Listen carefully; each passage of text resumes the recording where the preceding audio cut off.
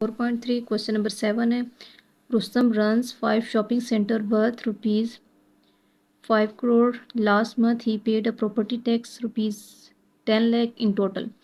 कि उसके पास 5 shopping centre है जिनकी वर्थ इतनी है, यानी मालियत उसकी इतनी है, और पिछले महीने उसने जो उसका टैक्स अदा किया वो इतना दी है।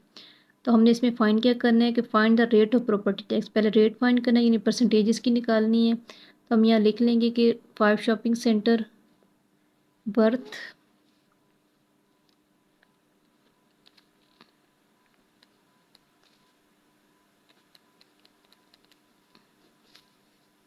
5 शॉपिंग सेंटर वर्थ इक्वल है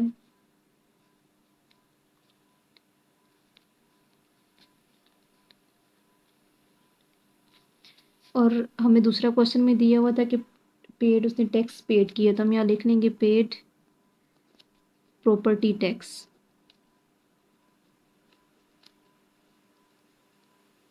तो ये हमारे पास 10 लाख। अब हमें क्वेश्चन नंबर 1 में है कि हमने इसकी फाइंड करनी है रेट ऑफ प्रॉपर्टी टैक्स की। रेट हमारे पास क्या है, तो जब हमने rate of property tax find करना होता है तो उसके लिए हम इसको करते हैं 10 लाख को डिवाइड करेंगे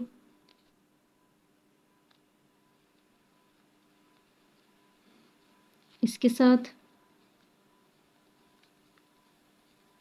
और साथ में आ जाएगा मल्टीप्लाई 100%, यानी इसकी हमने लगानी है परसेंटेज। इसके ज़ीरो ख़त्म करेंगे हम, इसके 6 ज़ीरो, इसके 6 ज़ीरो से ख़त्म हो जाएंगे।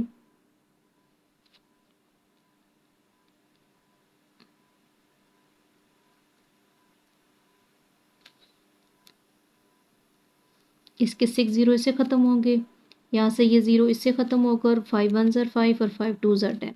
तो हमारे पास आ जाएगा 2%। जो हमारे पास इसमें रेट ऑफ प्रॉपर्टी टैक्स है वो है 2%।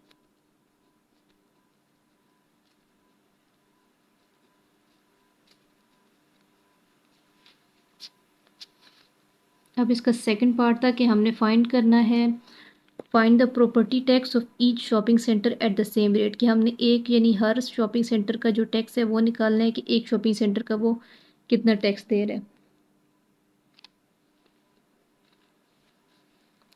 तो पहले हम यहाँ लिख लेंगे कि हमने इसमें से निकालना है tax on each shopping centre.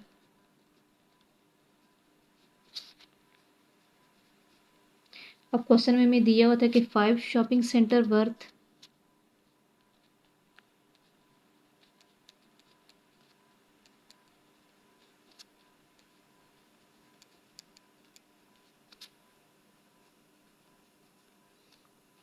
तो 5 शॉपिंग सेंटर टैक्स हमारे पास कितना था, 10 लाख। अब ने यहाँ 1 का फाइंड करना है कि 1 शॉपिंग सेंटर टैक्स कितना होगा। तो 10 लाख को हम 5 से डिवाइड कर देंगे। तो 5 1 ज़र 5, 5 2 ज़र 10, और साथ में ये 5 ज़ीरो इसके साथ ऊपर चले जाएंगे। तो हमारे पास इसका आंसर आ जाएगा 2 लाख रुपीज़। कि जो 1 शॉपिंग सेंटर का जो टैक्स है वो है 2 लाख रुपीज़। तो इसी तरह अगर 1 का 2 लाख है तो जो सब का, यानी एक एक शॉपिंग सेंटर है उन सब का 2 लाख रुपीज़ जो टैक्स है वो हम देंगे।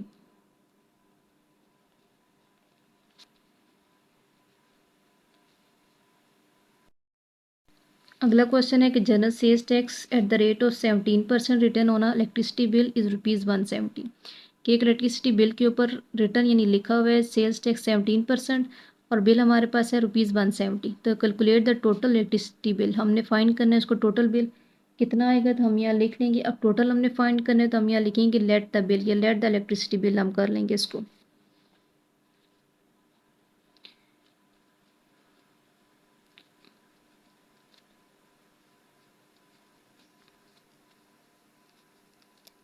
तो हमें ये नहीं दिया, हम इसको कर लेंगे कि हमारे पास एक्स है। अब हमें इसमें जो रेट ऑफ टैक्स दिया हुआ है वो हम लिखेंगे रेट ऑफ 17%।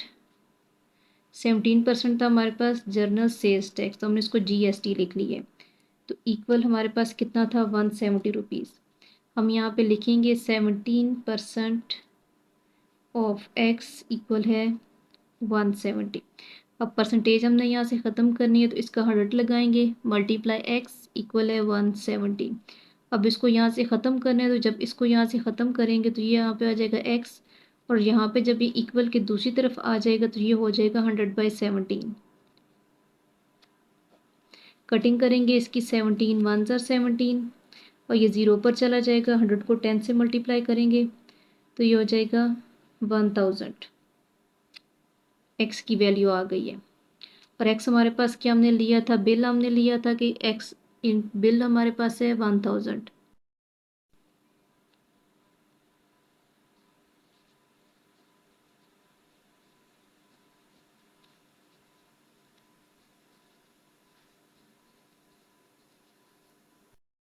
क्वेश्चन में हमें दिया हुआ था कि हमने इसका टोटल भी फाइंड करना है कि टोटल बिल कितना आया है।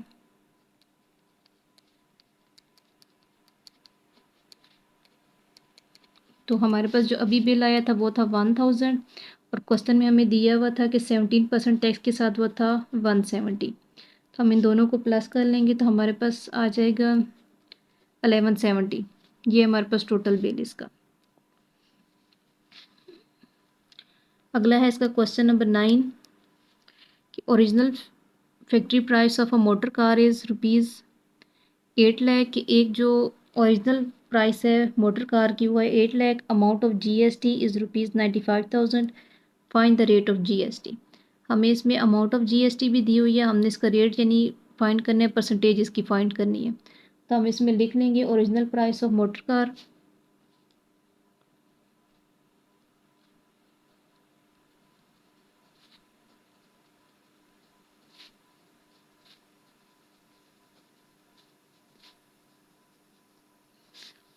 अब इसकी प्राइस हमें दी हुई थी 8 लाख, और इसमें हमें अमाउंट ऑफ GST दिया हुआ है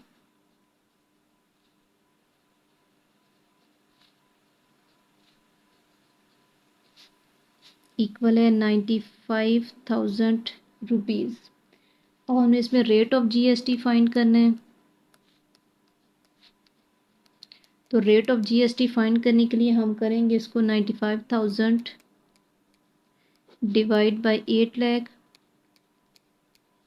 मल्टीप्लाई 100%।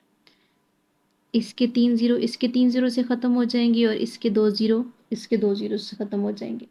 तो हमारे पास आ जाएगा 95/8। अब हमने इसको 95/8 को डिवाइड करना है।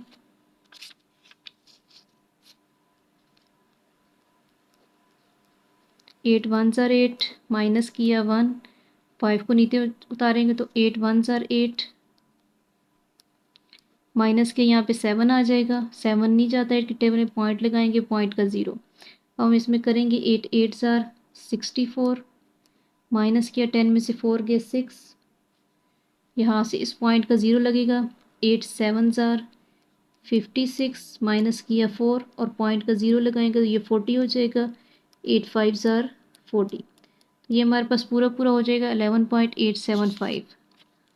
हम यहाँ लिख लेंगे 11.875% GS का रेट ऑफ GST।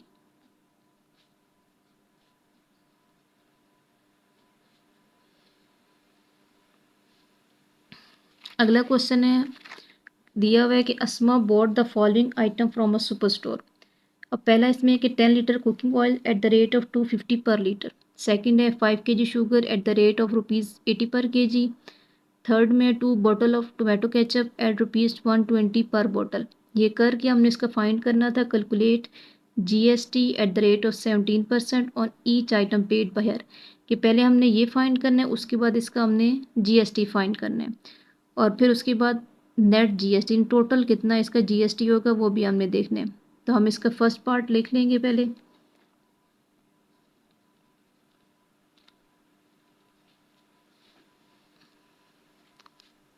ये हमें दिया हुआ है 10 litres cooking oil at the rate ₹250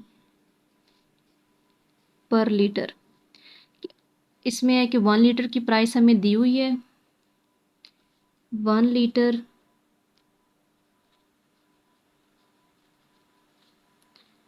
cooking oil,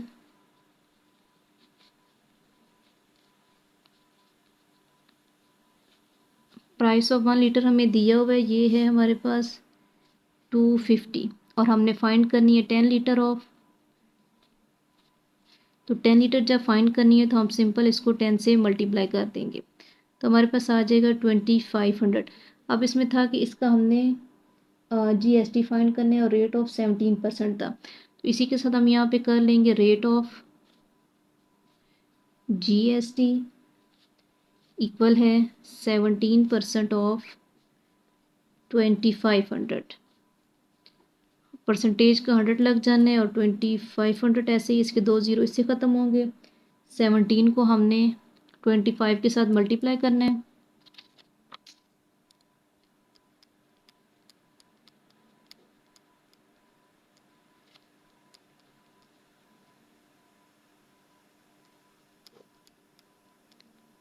तो हमारे पास आ जाएगा इसका 425। हम यहाँ इसका लिख लेंगे 425। ये हमारे पास आ गया फर्स्ट इसका 10 लीटर ऑफ कुकिंग ऑयल का। अब हमारे पास इसका सेकंड पार्ट है कि 5 kg sugar at the rate ₹80 per kg, यानी प्राइस ऑफ 1 kg दी हुई है,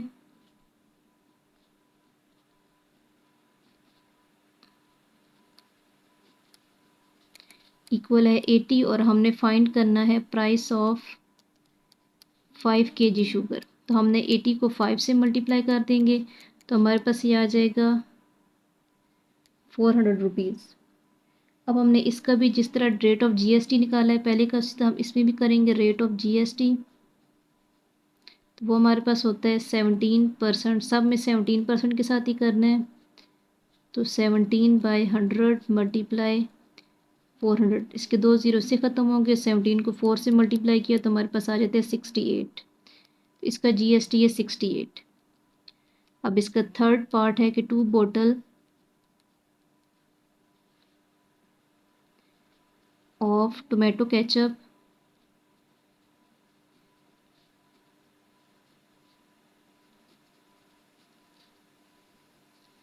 एट द रेट ₹120 पर बोतल, कि 1 बोतल की हमें दी हुई है प्राइस,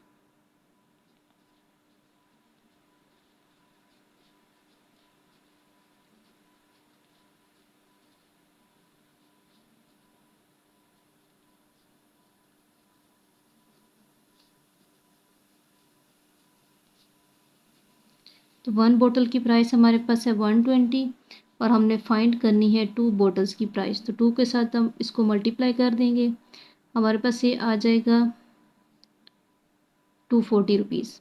अब रेट ऑफ जीएसटी करना है इसका,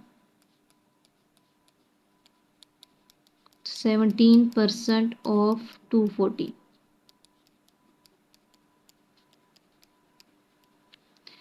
तो इसका ज़ीरो इससे ख़त्म हो जाएगा। 2 5 ज़ार 10, 2 12 ज़ार 24। अब 17 को हमने 12 के साथ मल्टीप्लाई करना है और फिर 5 के साथ डिवाइड कर देना है। यहाँ पे सो करेंगे 17 को 12 से मल्टीप्लाई,